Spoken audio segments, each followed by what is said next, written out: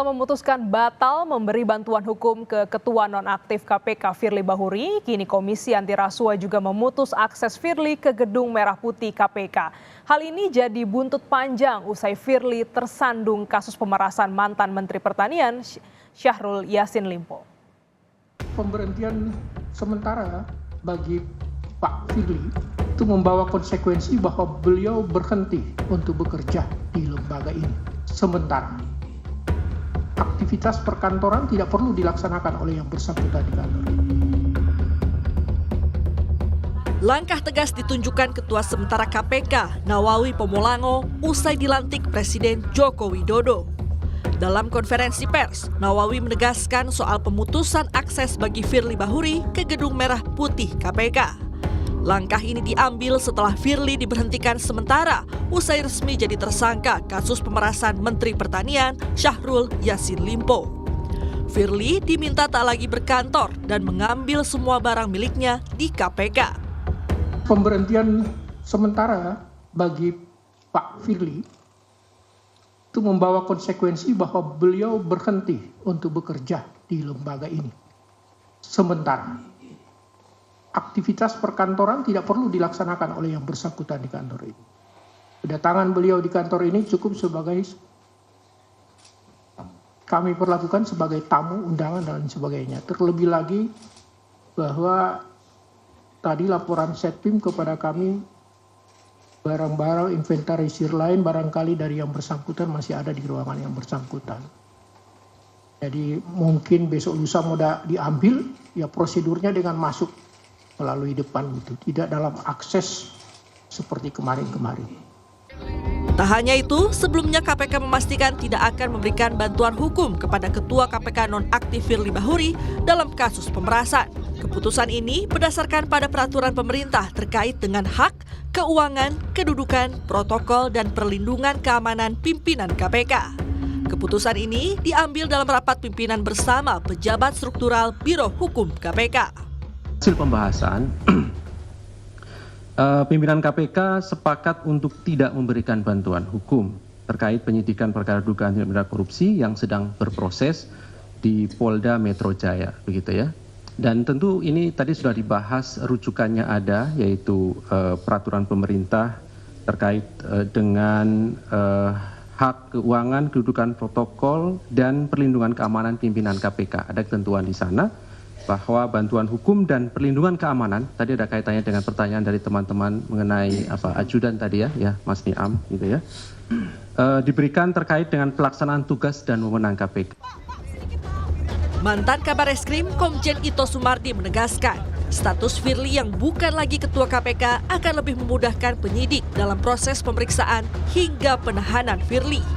Diperiksa sebagai saksi kan beliau masih secara aktif menjadi Ketua KPK ya, tentunya ada kegiatan-kegiatan yang tidak bisa ditinggalkan yang lebih penting.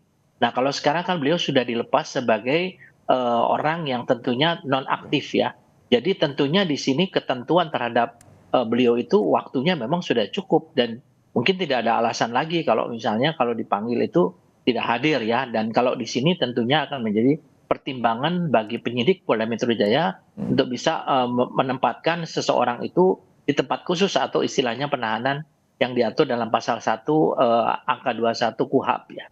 Firly Bahuri dijadwalkan menjalani pemeriksaan perdana sebagai tersangka Jumat 1 Desember di Bareskrim Mabes Polri. Ketua Nonaktif KPK Firly Bahuri dijerat dengan pasal berlapis.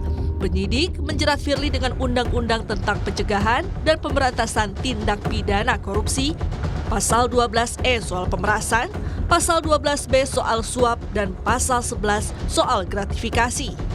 Firly Bahuri pun kini terancam pidana penjara paling lama seumur hidup atau penjara paling singkat 4 hingga 20 tahun serta denda maksimal 1 miliar rupiah.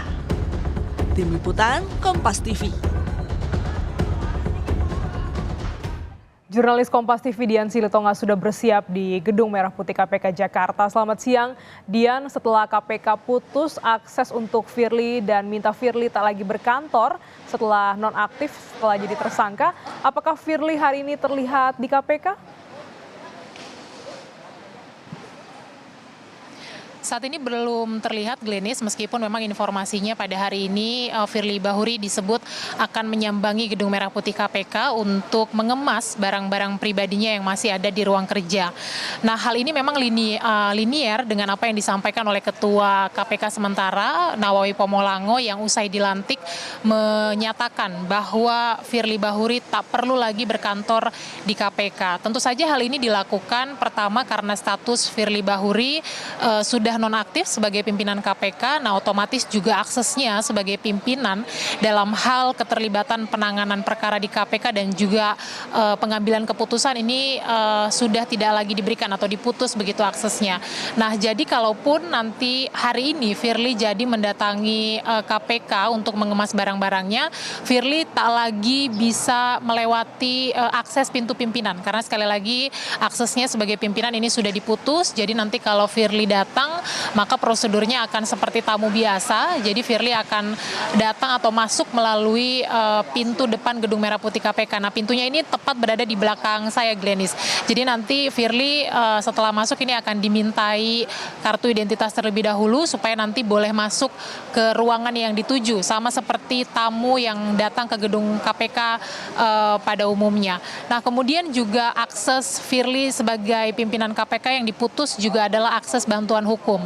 Nah, bantuan hukum ini diputuskan dalam rapat pimpinan beberapa waktu yang lalu karena disimpulkan bahwa kasus yang menjerat Firly saat ini bersifat personal dan tidak ada kaitannya dengan tugas atau kewenangannya sebagai pimpinan KPK. Nah, tentu saja kebijakan yang dikeluarkan KPK terkait dengan Firly ini menjadi penting karena ini menunjukkan sikap KPK dalam tindakan atau upaya-upaya memerangi tindak pidana korupsi. Nah, ketegasan KPK ini tentu juga bisa mempermudah proses penyidikan atau proses hukum Firly Bahuri di Polda Metro Jaya. Karena kalau kita ingat, Glenis, dalam proses hukum Firly Bahuri ini menjadi berlarut-larut karena kerap kali Firly ini mangkir dari panggilan penyidikan dengan alasan sedang menjalani tugas sebagai pimpinan KPK. Nah, diharapkan ketegasan KPK di bawah kepemimpinan Nawawi Pomolango sebagai Ketua KPK sementara ini menjadi angin segar bagi aparat penegak hukum yang saat ini sedang menangani kasus hukum Firly Bahuri. Apalagi kita ingat bahwa kasus yang menjerat Firly Bahuri ini ancaman hukumannya maksimal penjara seumur hidup. Jadi akan kita pantau bersama juga nanti, mengingat besok juga Firly Bahuri dijadwalkan akan diperiksa untuk pertama kalinya sebagai tersangka. Apakah nanti juga penyidik Polda Metro Jaya gabungan dengan Bareskrim Mabes Polri ini akan langsung melakukan penahanan terhadap Firly atau tidak? Itu akan kita pantau bersama karena sekali lagi mengingat ancaman hukumannya ini lebih atau di atas 5 tahun, maka secara subjektif penyidik bisa langsung melakukan penahanan terhadap Firly Bahuri. Tapi sekali lagi kita akan pantau nanti bagaimana perkembangan penanganan proses hukum terhadap Firly Bahuri. Glenis.